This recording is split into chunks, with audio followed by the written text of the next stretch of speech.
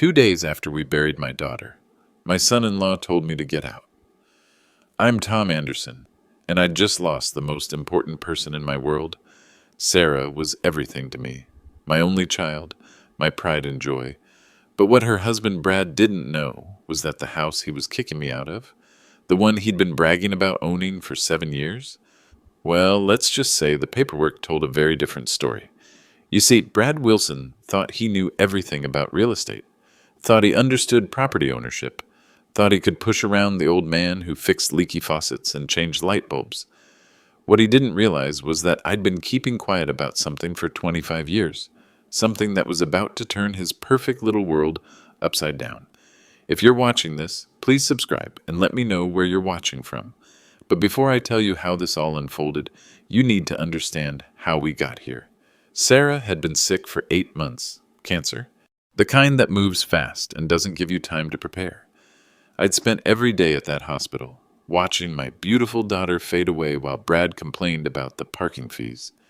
"Can't you just visit on weekends?" he'd said. "This is costing me a fortune in gas." That should have been my first warning about who Brad really was. After the funeral on Monday, I thought we'd grieve together, thought we'd support each other through the worst time of our lives. Instead, Brad waited exactly 48 hours before cornering me in the kitchen. "Look, Tom," he said, not even looking up from his phone, "I've been thinking. This house is too big for one person, and honestly, I need a fresh start. You understand, right?" I was still wearing my funeral suit, still had Sarah's memorial program in my jacket pocket. "Where am I supposed to go?" I asked. "There's a nice assisted living place on Maple Street, Sunset Manor." I looked it up. Only $1,800 a month. $1,800 a month on my Social Security. "Brad, I don't have that kind of money." He finally looked up from his phone, and I saw something in his eyes I'd never noticed before. Cold calculation. "Well, that's not really my problem anymore, is it? I mean, you've been living here rent-free for 7 years. Most people would call that pretty generous." Rent-free. As if I hadn't been paying for groceries, utilities, and maintenance. As if I hadn't spent my weekends fixing everything Brad was too lazy to handle himself. "Sarah wanted me to stay," I said quietly. "Sarah's gone." His voice was flat, matter of fact. "And this is my house now." The next morning I found him in the garage, throwing away Sarah's photo albums. "What are you doing?" "Cleaning out junk. Ashley's moving in next month, and she doesn't want a bunch of old pictures lying around." Ashley, his new girlfriend, the one he'd been texting during Sarah's chemotherapy sessions. I rescued what I could, but Brad had already tossed most of Sarah's childhood memories into a dumpster he'd rented. 23 years of birthday parties, school plays, and family vacations. Gone. "You're throwing away our daughter's life," I said. "She's not our daughter anymore, Tom. She's just your daughter, and you're just a tenant who's overstayed his welcome." By Wednesday evening, he'd changed the locks on the tool shed where I kept my equipment. Expensive tools I'd collected over 40 years in construction and real estate development. Tools worth more than Brad's BMW. "Security precaution," he explained when I asked. "Can't be too careful these days." That's when he handed me the papers. A 30-day notice to vacate, printed on official letterhead he'd probably stolen from his insurance office. 30 days, I said, to find a place, pack up 40 years of belongings, and start over? That's the legal minimum in Colorado. I'm being more than fair. Fair. The man who'd never paid a dime for the roof over his head thought he was being fair. "Brad, please! Can we talk about this? Maybe work something out?" He laughed. Actually laughed. "Work what out, Tom? You're a retired handyman living on Social Security. I'm a successful insurance adjuster with a college degree and a career. What exactly do you bring to the table?" I looked at this man who'd slept under my roof for 7 years, who'd eaten meals I'd cooked, who'd never once said thank you for the 1,000 small repairs I'd made to keep his life comfortable. "You'd be surprised," I said quietly. But Brad had already walked away, probably to text Ashley about how he'd finally gotten rid of the old man. He had no idea that tomorrow would change everything. Thursday morning, I sat in my bedroom, the bedroom Brad was about to take away from me, and made a list of everything I stood to lose. Not just the house, though that hurt enough. This was where Sarah had grown up, where she'd taken her first steps, said her first words, brought home her first report card. Every room held 40 years of memories that Brad was about to erase. But it was more than sentiment. At 63, starting over wasn't just difficult, it was potentially impossible. I'd checked Brad's suggestion about Sunset Manor. $1,800 a month was just the base rate. Add meals, laundry, and basic care, and we were talking $2,500 minimum. My Social Security was $1,400. My small pension from the construction company was another $600. The math was simple and terrifying. I'd be homeless in 3 months. I'd called the other assisted living facilities in Denver. Shady Grove wanted $3,200. Mountain View wanted $2,800 plus a $5,000 deposit. Even the places with health code violations wanted more than I could afford. My savings account had $8,000. Sarah's medical bills had eaten through most of my retirement fund. Even if I found the cheapest room in the worst facility, I'd be broke before Christmas. But the worst part wasn't the money. It was watching Brad systematically erase every trace of my daughter's existence. Wednesday night, I'd caught him going through Sarah's jewelry box. Her grandmother's pearl necklace, the one passed down through 3 generations, was sitting on his nightstand next to a receipt from a pawn shop. "That's not yours to sell," I'd said. "Everything in this house belongs to me now," he'd replied. Estate law is pretty clear about that. Estate law. As if Brad knew the first thing about legal matters. I'd tried calling Sarah's friends, hoping someone might have space for an old man to crash temporarily. Most were sympathetic but practical. Young families with their own problems. No room for a grieving father-in-law. I'd even swallowed my pride and called my brother in Phoenix. Haven't spoken to him in 5 years. Not since our argument about Mom's will. He'd listened politely, then explained that his homeowners association had strict rules about long-term guests. "Maybe it's time to consider a retirement community anyway," he'd said. "Might be good for you to be around people your own age." People my own age, as if staying connected to my daughter's memory was somehow unhealthy. By Thursday afternoon, the reality had fully settled in. Brad held all the cards. He had possession of the house, legal documentation showing he was Sarah's husband, and enough confidence to bulldoze through any objection I might raise. I was the poor relation, the charity case who'd been living off his generosity for 7 years, a man with no legal standing, no financial resources, and no apparent options. At least, that's what Brad believed. I spent Thursday evening in Sarah's room, looking through the documents I'd kept in her closet. Birth certificate, school records, her acceptance letter to Colorado State, the paper trail of a life cut short at 32. But there were other papers in that closet, papers Brad had never bothered to examine, papers that told a very different story about who owned what in this house. I pulled out my phone and called Margaret Patterson's office. Margaret had been my attorney for 15 years, ever since we'd worked together on a complex property development deal in 2009. She'd also been my classmate at Colorado State, back when I was studying business and real estate development, instead of swinging hammers for a living. "Tom," she said when she answered, "I'm so sorry about Sarah." "How are you holding up?" "I've been better, Maggie. Listen, I need to schedule a will reading. Tomorrow, if possible." "Of course. Sarah's will?" "Among other things. And Maggie, I need you to send formal invitations to a few specific people, including Brad." There was a pause. Margaret had known me long enough to recognize when I was planning something. "Tom, what's going on?" "Let's just say it's time for some old paperwork to see daylight. Can you get everyone together at 2 o'clock tomorrow?" "I can make that work." "Who do you want there?" I gave her the list. "Brad, obviously, Ashley, his new girlfriend, since she'd apparently moved in already. Frank Rodriguez from next door. He'd witnessed enough of Brad's behavior to serve as a character witness. Janet Harrison from First National Bank. And a few other neighbors who'd been watching this drama unfold. "That's quite a guest list for a will reading," Margaret observed. "Trust me, Maggie. They're all going to want to hear this." After hanging up, I sat quietly in Sarah's room, surrounded by memories and documents. Tomorrow, Brad would learn that charity cases sometimes have longer memories than he'd expected. Friday morning started with Brad banging on my bedroom door at 7 a.m. "Tom, get out here! We need to talk." I found him in the kitchen, pacing like a caged animal. Ashley was there too, still in her pajamas, looking uncomfortable. "What's this about a will reading?" Brad demanded, waving his phone. "I just got some formal invitation from your lawyer." "Sarah had a will," I said calmly, pouring myself coffee. Seemed appropriate to read it. "I was married to her for 7 years. I think I'd know if she had a will."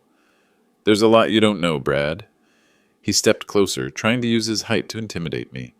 At 6'2", Brad was used to towering over people, but 40 years in construction had taught me not to back down from bullies. "Like what?" he challenged. "Like the difference between assuming you own something and actually owning it?" Ashley shifted nervously in her chair. "Maybe I should go," she said. "No," Brad snapped. "You live here now. You have a right to know what's going on. Live here now, after 3 weeks." The man moved fast when it suited him. "Tell me, Brad," I said, sitting down with my coffee. "Have you ever actually looked at the property deed for this house?" "Of course I have. Sarah and I bought it in 2017. "Really? Show me." "Show you what?" "The deed. The mortgage paperwork. The closing documents. You know, the stuff that proves you own this place." Brad's face reddened. "I don't have to prove anything to you. You're the one living here for free." "Free," I repeated. "That's interesting. What do you think I've been paying for the last 7 years?" "What are you talking about?" "The utility bills, Brad. The property taxes. The insurance premiums. The maintenance costs. You think those just disappear? Sarah handled all that stuff." "Sarah handled it with whose money?" For the first time, I saw uncertainty flicker across Brad's face. He was starting to realize he'd never actually seen any bills, never written any checks, never questioned where the money came from to keep his comfortable lifestyle running. "The mortgage payments come out of my account," he said, but his voice was less confident. "Really? What bank?" "First National. Account number? I don't have to, because I happen to know Janet Harrison over at First National. We go way back. In fact, she's coming to the will, reading this afternoon."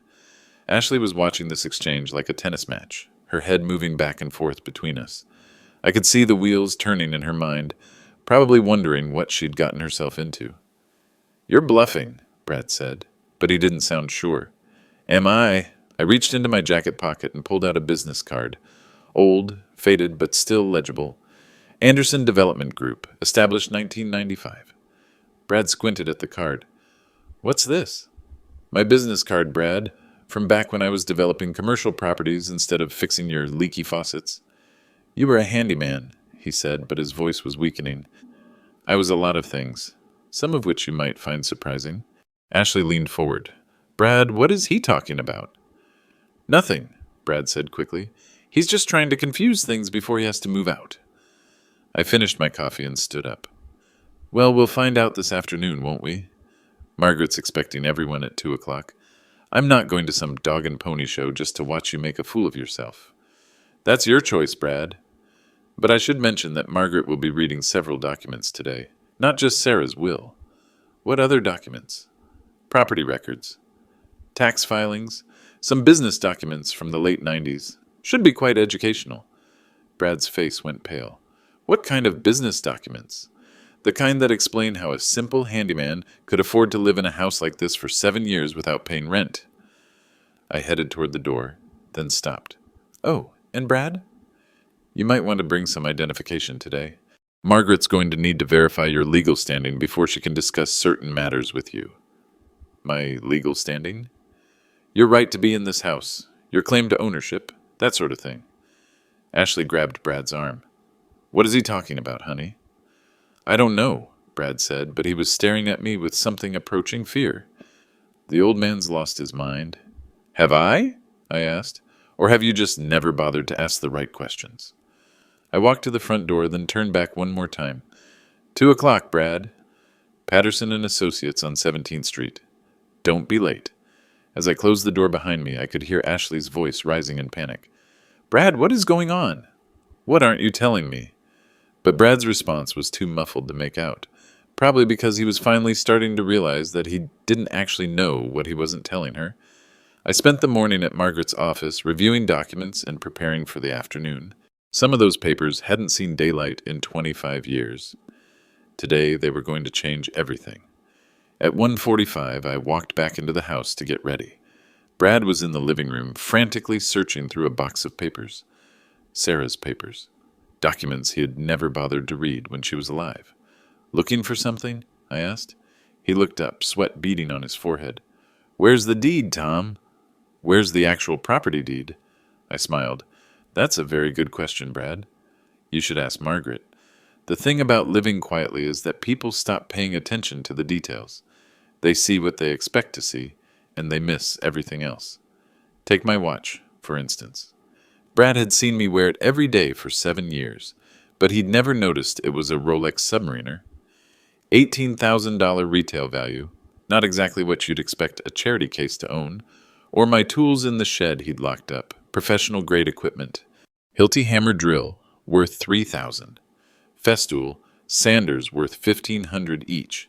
Laser levels, premium hand tools, specialized measuring equipment, the kind of stuff you accumulate when you're not just fixing leaky pipes, but overseeing million-dollar construction projects. But Brad saw an old man in work clothes and assumed he knew the whole story. Friday afternoon, as I walked to Margaret's office, my phone rang. The caller ID said, "Harrison, First National." "Janet, good to hear from you." "Tom, I got the invitation to this will reading. I have to ask, is this about the Sunset Holdings account?" "Among other things." Janet had been my banker for 20 years. She'd handled the financing for most of my development projects back in the day, including the creative arrangements I'd made to purchase certain properties without my name appearing on public records. "How much should I bring?" she asked. "The full portfolio summary should do it. Assets, holdings, transaction history. The works." "Tom, that's a lot of paperwork. Are you sure about this?" "I'm sure, Janet. It's time." After hanging up, I checked my email. 3 messages from different property management companies, all routine reports about my various holdings around Denver, rental income, maintenance updates, market evaluations, the kind of correspondence that would have shocked Brad if he'd ever bothered to ask why a poor handyman received so much mail. I'd been careful about that mail for 7 years. Had it delivered to a P.O. box instead of the house. Couldn't risk Brad accidentally seeing statements from companies like Premier Property Management or Mile High Real Estate Holdings. The irony was delicious. Brad spent his days adjusting insurance claims, evaluating property damage, determining asset values. He should have recognized the signs of hidden wealth. Should have noticed that his deadbeat father-in-law never seemed stressed about money, never worried about bills, never asked for financial help. Instead, he saw an old man who fixed things and assumed that was the whole picture. My phone buzzed with a text from Margaret. "Frank Rodriguez just called. Says he has some interesting photos to share this afternoon." "What have you been up to, Tom?" Frank was my next-door neighbor, retired police sergeant with a good eye for detail and a better memory for facts. He'd been watching Brad's behavior all week, documenting things that might become relevant. More importantly, Frank remembered the old days, back when I was still actively developing properties, before I'd decided to step back and live quietly. He'd been at the ribbon cutting for the Highlands Plaza project in 2008. Had photos of me shaking hands with the mayor, accepting a community development award. Those photos were about to become very relevant. At 1:30, I stopped by the house to change clothes. Brad was in the garage, still searching through boxes. Ashley was pacing in the driveway, talking rapidly on her phone. "Mom, I don't know what's happening," she was saying. "Brad won't tell me anything, but something's really wrong." Smart girl. Too bad she'd picked the wrong horse to bet on. Inside, I changed into my good suit, the charcoal gray one I'd worn to real estate association dinners, back when I was still networking with developers and city planners. It still fit perfectly, still looked expensive, because it was expensive. Brad looked up when I came downstairs. For the first time since I'd known him, he was speechless. The transformation from work clothes to boardroom attire had apparently registered even with him. "Where did you get that suit?" he asked quietly. "Same place I got the watch," I replied. "Same place I got the tools you locked away. Same place I got a lot of things you've never bothered to ask about." Ashley had come inside, still looking panicked. She stared at me for a long moment, then turned to Brad. "Why does he look like he's going to a business meeting instead of a will reading?" Brad didn't answer. Couldn't answer. Because he was finally starting to understand that maybe, just maybe, he'd been making some very dangerous assumptions about the old man he'd been pushing around. I checked my Rolex. 1:45. "Time to go," I said. Margaret doesn't like to be kept waiting. As we walked to the car, I noticed Brad's hands were shaking. Good. He was finally asking the right questions. Too bad for him, he was about 7 years too late. Margaret Patterson's conference room had a wall of windows overlooking downtown Denver and a mahogany table that could seat 12. Today, it was going to seat 8 very uncomfortable people. I arrived first, as planned. Margaret was already there, 3 accordion files spread across the table like a legal arsenal. "How are you feeling, Tom?" she asked. "Like Christmas morning," I said, and I meant it. Frank Rodriguez arrived next, carrying a manila folder thick with photographs. Behind him came Janet Harrison from the bank, professional as always in her navy suit, briefcase in hand. Then came the main event. Brad walked in with Ashley clinging to his arm, both of them looking like they were attending their own execution. They were followed by 3 neighbors, Mrs. Chen from across the street, the Morrison couple from next door, and young Jake Peterson who lived 2 houses down. All people who'd witnessed this week's drama. The last to arrive was someone Brad didn't expect, City Councilman Richard Barnes. He'd worked with me on several development projects over the years and had agreed to attend as a character witness. "Tom Anderson," he said, shaking my hand warmly. "Good to see you again. Though I'm sorry for the circumstances." Brad's mouth fell open. "You two know each other?" "Know each other?" Richard laughed. "Tom developed half the commercial properties in my district. We've been working together for 20 years. Ashley grabbed Brad's arm tighter. "Brad, what is going on?" Margaret called the meeting to order. "We're here today to read the last will and testament of Sarah Michelle Anderson Wilson, deceased March 8, 2024. She opened the first folder and began reading. Sarah's will was straightforward. A few personal items to friends, her car to charity, and a touching letter to me about how much our relationship had meant to her. But then Margaret opened the second folder. However, before we can fully execute Sarah's wishes, we need to address some questions about property ownership that have recently come to light." Brad leaned forward. "What kind of questions?" "Questions about who actually owns the house where you've been living, Mr. Wilson." "I own that house," Brad said, but his voice cracked. "Sarah and I bought it in 2017. Margaret pulled out a thick document. "This is the warranty deed for 1247 Maple Grove Drive, recorded with Jefferson County on March 15, 1998. She passed it around the table. Brad grabbed it first, scanning frantically. "The property was purchased by Sunset Holdings, LLC," Margaret continued, "for $180,000. The purchaser's representative was Thomas James Anderson. The room went dead silent. You could hear the air conditioning humming. "That's—" Brad stared at the document. "That's impossible." "Is it?" Margaret pulled out another stack of papers. "These are the property tax records for the same address. 25 years of payments, all made by Sunset Holdings, LLC, total paid over $900,000. Janet Harrison opened her briefcase. "I have the banking records," she said quietly. "All payments originated from Mr. Anderson's business account." Brad's face went white. But Sarah said we bought the house." "You moved into the house," I said calmly. "Sarah never said you bought it." Ashley stood up abruptly. "I need some air." "Sit down," Margaret said firmly. "We're not finished." She opened the third folder, the thick one. "Mr. Wilson, you've been living in Mr. Anderson's property for 7 years. During that time, did you ever pay rent?" "No, but did you ever pay property taxes?" Sarah handled. "Did you ever pay homeowner's insurance?" I thought. "Did you ever see a mortgage statement with your name on it?" Brad's mouth opened and closed like a fish. No sound came out. Frank Rodriguez cleared his throat. "If I may," he said, opening his folder, "I have some photographs that might be relevant." He spread out pictures across the table. Me at various ribbon cuttings, award ceremonies, business dinners. One showed me shaking hands with the mayor at the dedication of Highlands Plaza. Another showed me receiving the Colorado Real Estate Developer of the Year award in 2008. "I took most of these," Frank said, "back when Tom was one of the most successful property developers in Jefferson County." Councilman Barnes nodded. "Tom's developments brought in over $40 million in tax revenue to our city. We honored him multiple times for his contributions to community growth." Brad was staring at the photos like they were written in a foreign language. "You're a handyman," he whispered. I'm a retired real estate developer, I corrected. I did handyman work as a hobby, kept my skills sharp, stayed connected to the trades. But you're poor, Ashley protested. You dress like you drive that old truck. Janet Harrison laughed. Mr. Anderson's net worth is approximately $15.2 million. His property portfolio includes 12 commercial buildings and 6 residential rental properties throughout the Denver metro area. The neighbors were murmuring now, pieces clicking into place. Mrs. Chen was nodding like she'd suspected something all along. Margaret pulled out one final document. This brings us to the current situation.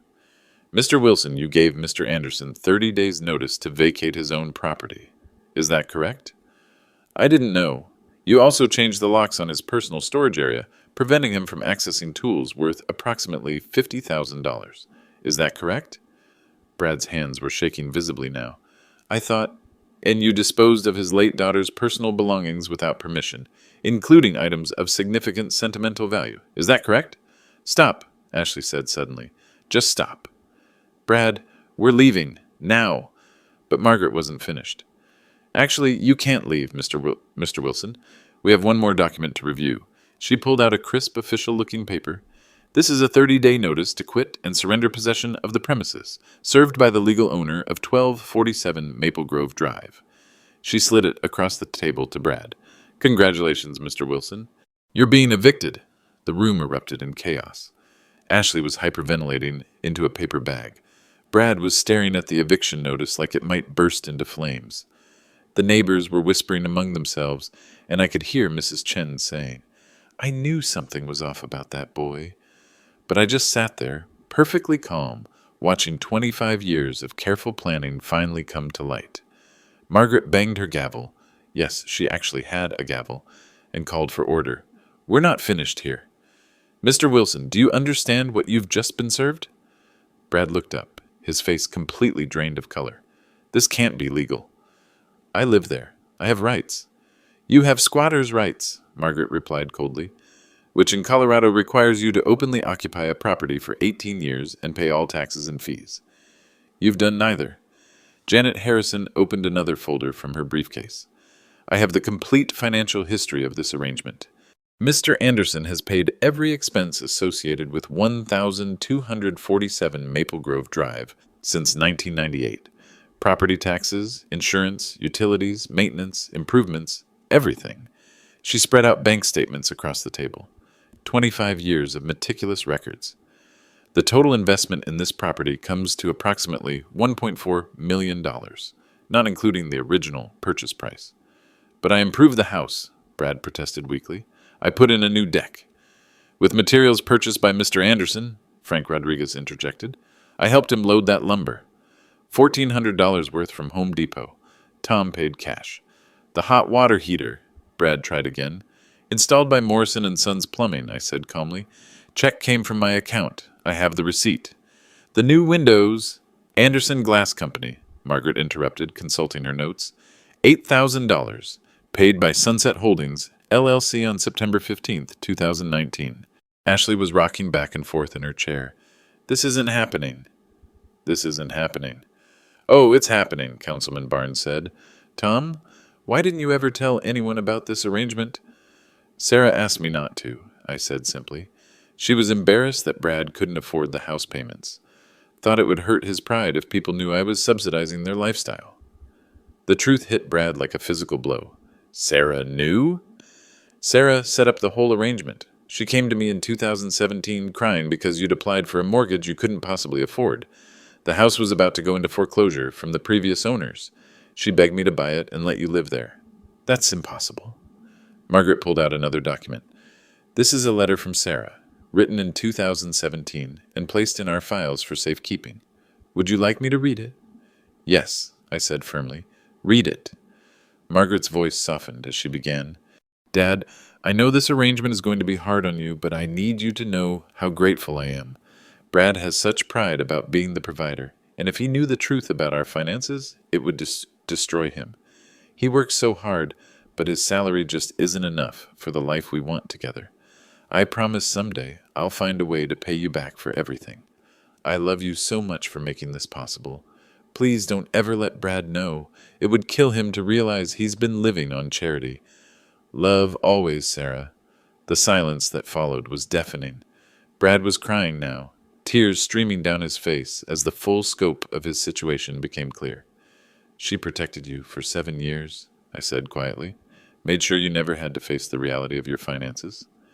Made sure you could keep your pride intact. And how did you repay that kindness? Margaret asked, her voice sharp as a blade. By kicking her father out of his own house before her body was even cold in the ground. Ashley suddenly stood up. I can't do this. Brad, I'm sorry, but I can't do this. She grabbed her purse. Call me when you figure out where you're going to live. She walked out without looking back. Through the window, we could see her getting into her car and driving away. Brad watched her go, then turned back to the table. What happens now? Now you have 30 days to find somewhere else to live, Margaret said, the same courtesy you extended to Mr. Anderson. But my stuff is there, my furniture. The furniture Sarah picked out with my credit card, I said. Check the receipts. Everything in that house was purchased with my money, through shell companies I set up to protect Sarah's feelings. Janet Harrison consulted her records. Furniture and appliances, $43,000. Electronics, $12,000. Art and decorations, $8,000. All paid for by various Anderson business entities. I don't have anywhere to go, Brad said desperately. That's not really my problem anymore, is it? I replied, using his exact words from Wednesday night.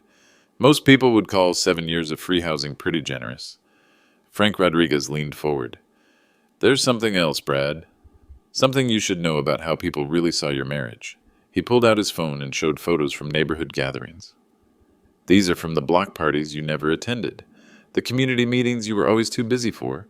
He swiped through images of me helping neighbors, fixing Mrs. Chen's fence, organizing the annual Christmas light display, coordinating snow removal for elderly residents. Everyone knew Tom was the real head of that household. Sarah always deferred to him on major decisions, always asked his opinion about finances, improvements, purchases. We all assumed he owned the house. You assumed wrong, Brad said weakly. No, Mrs. Chen spoke up for the first time. We assumed right. You assumed wrong. Margaret gathered her papers. Mr. Wilson, you have 30 days from today to vacate the premises. All personal belongings must be removed. Any items left behind will be considered abandoned property. What about my job? People will find out about this. People will find out what? Councilman Barnes asked. That you've been living beyond your means? That you took advantage of an elderly man's generosity? That you repaid kindness with cruelty? That you're being evicted from a house you never owned in the first place? Janet Harrison added. Brad slumped in his chair, completely defeated. The confident, entitled man who'd cornered me in the kitchen yesterday was gone. In his place sat someone who finally understood the difference between appearance and reality. Tom, he said quietly, I'm sorry. I didn't know. You didn't want to know, I corrected. You wanted to believe you were successful, important, in control. The truth would have interfered with that story. Margaret stood up. Gentlemen, ladies, this concludes our business for today. Mr. Wilson, you'll receive formal documentation within 48 hours. As people filed out, shaking my hand and offering congratulations, Brad remained seated, staring at the eviction notice. 7 years, he whispered. I lived there for 7 years. Yes, I said, putting on my coat. 7 years of kindness you mistook for weakness. 7 years of generosity you mistook for desperation. I paused at the door. The tragedy isn't that you're losing the house, Brad. The tragedy is that you never appreciated having it in the first place. The ride back to the house was the longest 5 minutes of my life. Not because I was dreading anything, quite the opposite. For the first time in a week, I was going home to my own property, with the legal authority to determine who could and couldn't stay there. Brad didn't ride with me. He'd taken Ashley's car to the meeting, and now he was stuck calling an Uber. I'd offered him a ride, but he'd just shaken his head, too broken to speak. When I pulled into the driveway, I noticed something different immediately. The for rent sign Ashley had posted online was gone. She'd obviously called the landlord service and canceled the listing. Smart move, considering she'd just learned the property wasn't hers to rent. I walked into my house, and it felt good to think of it that way again, and found Brad's belongings scattered everywhere. Clothes thrown into garbage bags, electronics unplugged and stacked by the door, furniture pushed around haphazardly. Ashley had clearly started packing in a panic. My phone rang. Margaret. Tom, I wanted to follow up on something. Brad's going to fight this, you know. He'll probably claim common law marriage rights or try to argue that Sarah had some implied ownership. Let him try, I said. Sarah never had legal ownership. She was never on the deed, never made a payment, never signed a mortgage. Colorado doesn't recognize common law marriage, and even if they did, you can't inherit something that was never owned. I know that, and you know that. But desperate people do desperate things. I want to make sure you're protected. What do you commend? I'm filing a restraining order tomorrow morning, temporary protective order that prevents Brad from entering the property or removing any items without court supervision. Also filing for immediate possession based on his threats and harassment. Threats? The 30-day notice you received constitutes a threat against your legal property rights. The changed locks constitute illegal exclusion, and his disposal of Sarah's belongings constitutes destruction of property. I smiled. Margaret had always been thorough. How long will this take? Emergency hearing Monday morning. Judge Martinez owes me a favor from the Henderson case last year. Brad will be served with papers tomorrow, and he'll have 72 hours to respond or face immediate eviction. After hanging up, I heard a car in the driveway. Brad was back, carrying a bottle of whiskey and looking like he'd aged 10 years in 2 hours. Tom, he said as he walked in, we need to talk. No, we don't. Please, just 5 minutes. I looked at this man who'd spent a week dismantling my life and felt something I hadn't expected. Pity. What do you want to say, Brad? He sat down heavily on the couch, my couch, purchased with my money, and opened the whiskey. I called my mom, he said, told her what happened. She said she'd been wondering for years how I could afford this place on my salary. Smart woman. She also said she'd noticed you always seemed to know more about real estate than you let on. Said you talked like someone who'd been in the business. I didn't respond. Brad took a long drink and continued. I called my boss, too. Told him I might need some time off to deal with a family situation. He asked if I was having money problems again. Again? I borrowed against my 401k 3 years ago. Had some gambling debts. Sarah never knew. He laughed bitterly. Turns out there were a lot of things Sarah never knew. My phone buzzed with a text from Frank Rodriguez. Police cruiser just drove by twice. I think Brad called them. I showed Brad the message. Did you call the police? No, but Ashley might have. She was pretty upset when she left the law office. As if on cue, a police cruiser pulled into the driveway. 2 officers got out, looking official and slightly confused. I met them at the door. Officers, I'm Tom Anderson. This is my property. Mr. Anderson, the older officer said, consulting his notepad, we got a call about a domestic disturbance. Something about illegal eviction proceedings? Brad appeared behind me. I called them, he admitted. I thought maybe you were running some kind of scam. The younger officer looked back and forth between us. Who lives here? I own the property, I said calmly. I have the deed, tax records, and a court order being filed Monday morning. Mr. Wilson has been a guest here for 7 years. A guest? Brad started to protest, but I cut him off. Officer, I have documentation from today's legal proceedings. Would you like to see it? I showed them the eviction notice, signed by Margaret and legally served. The officers read it carefully.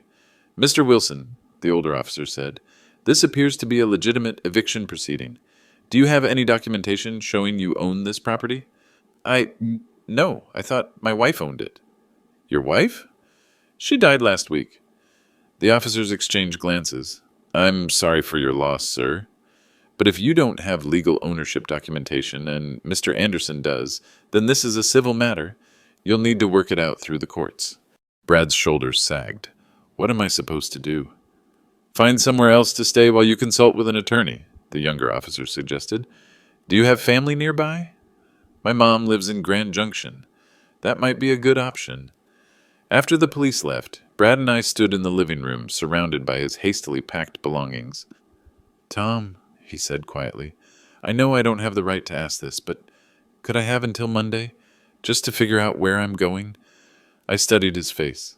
The arrogance was completely gone, replaced by genuine fear and regret. You can stay until Monday morning, I said finally. But you sleep in the guest room. And Brad? Yeah? You don't touch anything else in this house. No more packing, no more moving furniture, no more throwing away memories. This is my home, and you're going to treat it with respect. He nodded, looking grateful for even that small mercy. Thank you, Tom. I'm sorry. For everything. I walked upstairs to Sarah's room, where I could finally grieve in peace, knowing that no one would be rushing me through the process, or telling me to pack up my memories. Monday morning, Brad Wilson would be gone, and I would finally be able to start rebuilding my life in the home I'd protected for 25 years. By Sunday afternoon, the whole neighborhood knew. I was working in the garden, something I'd missed doing while Brad controlled the outdoor spaces, when Mrs. Chen came over with a casserole and a huge smile. Tom, she said, Harold and I have been talking. We owe you an apology. For what? For not saying something sooner. We knew Brad was treating you poorly, but we thought it was family business. If we'd known you owned the house, you would have done what? It's not your responsibility to police other people's relationships. Maybe not, but we could have been better neighbors. Better friends. She handed me the casserole. This is from all of us on the block. We're having a little gathering tonight at 6, kind of a welcome back party for the real homeowner. By 6 o'clock, my backyard was full of neighbors I'd known for years, but had never really celebrated with. Brad had always made excuses about why we couldn't attend block parties or community events. Now I understood why. He was afraid people would ask too many questions about his finances. Frank Rodriguez brought his barbecue grill. The Morrison couple brought wine. Young Jake Peterson brought his guitar and played while kids ran around the yard.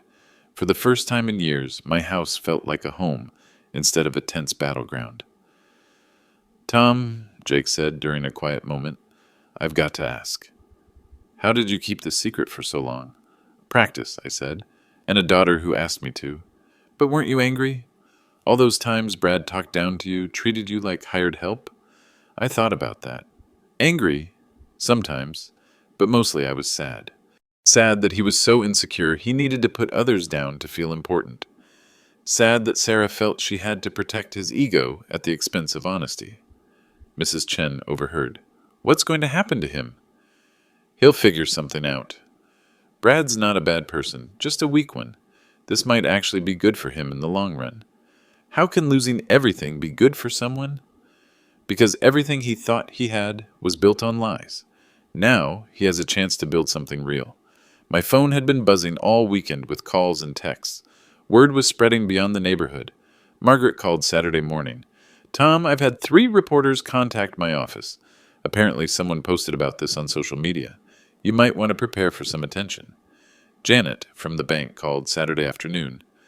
The story's making rounds in the real estate community. People are calling you the secret millionaire next door. How do you feel about that? Councilman Barnes called Sunday morning. Tom, I've been thinking about our conversation yesterday. The city's been looking for experienced developers to consult on affordable housing projects. Would you be interested in coming out of retirement? But the call that surprised me most came Sunday evening, just as the neighborhood party was winding down. Mr. Anderson? This is Michelle Stevens from Channel 7 News. We'd like to do a story about your situation. Something about hidden generosity and family dynamics. I'm not interested in being on television, I said. What about a print interview? We think your story could help other families dealing with similar issues. What kind of issues? Adult children taking advantage of elderly parents. Financial abuse, estate planning, the importance of setting boundaries. I thought about that. How many other families were dealing with entitled relatives who'd forgotten the difference between generosity and weakness? I'll consider it, I said finally. Monday morning arrived gray and cold. I was up early, drinking coffee and watching Brad load his belongings into a rental truck. He moved slowly, like a man carrying the weight of 7 years' worth of mistakes. At 9 a.m., Margaret's process server arrived with the final paperwork. Brad signed everything without argument, looking defeated, but no longer angry. Tom, he said as he prepared to leave, I found something you should have. He handed me a small box. Inside was Sarah's engagement ring. Not the one Brad had given her, but the promise ring I'd bought her for her 16th birthday. She'd worn it on her right hand until the day she died. She asked me to make sure you got this back, he said quietly. She said it was more important to her than her wedding ring. For the first time since this whole ordeal began, I felt tears in my eyes. Thank you, Brad. He nodded and walked to his truck. Before getting in, he turned back one more time. For what it's worth, Tom, you raised an amazing daughter. She loved you more than anything in the world. Then he drove away, and I was finally alone in my house. But I wasn't really alone. I had a neighborhood full of friends, a successful business waiting for my attention, and 25 years of memories in a home that had always been mine. Most importantly, I had the knowledge that I'd honored my daughter's wishes while still protecting my own dignity. Sometimes, that's the best any of us can do. 3 months later, I was sitting in my renovated home office, Sarah's old bedroom, which I'd finally felt ready to transform, when the doorbell rang. It was Brad. He looked different. Thinner, more tired, but somehow more substantial, like someone who'd been carrying a heavy load and had finally set it down. Tom, he said, I hope it's okay that I came by. It's your right to ring the doorbell, I said, but you can't come in without an invitation. I understand. I just wanted to tell you something. I stepped onto the porch, closing the door behind me. Old habits. I'd spent 3 months relearning how to set boundaries, and I wasn't about to abandon that progress now. I'm living in Grand Junction, Brad said. Moved in with my mom temporarily. Got a job with a smaller insurance company. Less money, but more honest work. Good for you. I started seeing a therapist, too.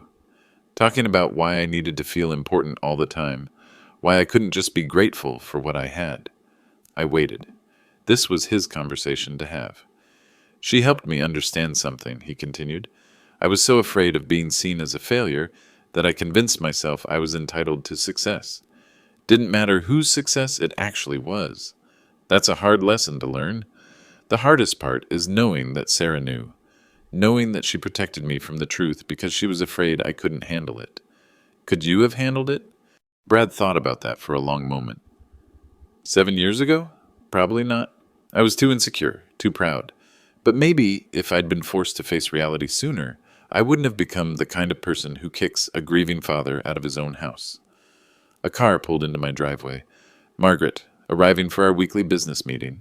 She'd convinced me to come out of retirement, and we were developing a new affordable housing project downtown. Brad noticed the car.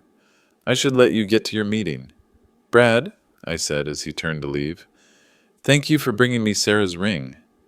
That meant a lot. She would have wanted you to have it. Margaret walked up the path, briefcase in hand. She nodded politely to Brad, but didn't say anything. Professional courtesy. Tom, Brad said, I know I don't have the right to ask this, but would it be okay if I sent you a card on Sarah's birthday? Just to let you know I'm thinking about her? I studied his face.